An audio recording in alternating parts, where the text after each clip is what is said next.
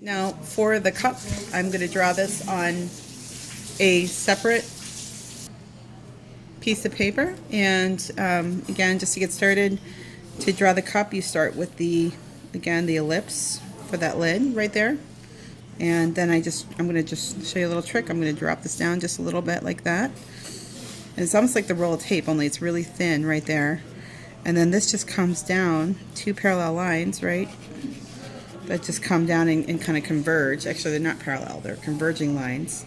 And at the bottom again, the cup is round down here, so I'm going to make sure that I have a round bottom down there. Yay.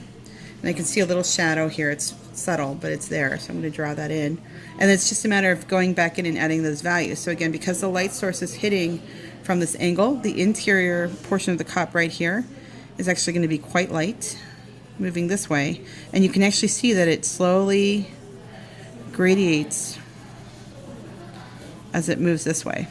And then I'm obviously not finished with that, but just to kind of start that off, and then over here you can see that the ellipse here kind of comes around like that as well, because that's the top of the cup. Excuse me.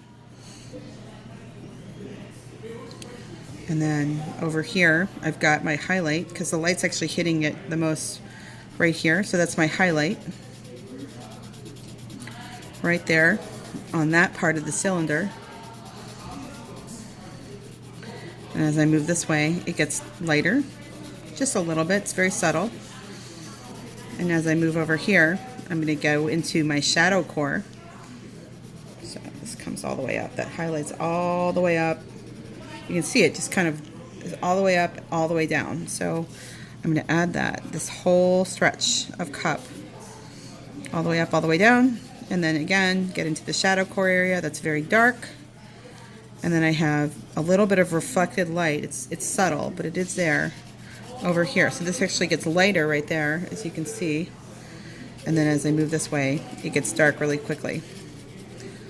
And what's nice about that reflected light right there is by having it right there, I can go ahead and come back in here and add in, right, the table surface down here. I see I have a table right there. I don't know how much I'm going to add of this, but I'm going to be a little sloppy about this, but add this all in, right? And I mean, obviously I've got to do some cleaning up to this, but I think you get the idea that so far I have a really good command of creating an illusion of space with reverse value.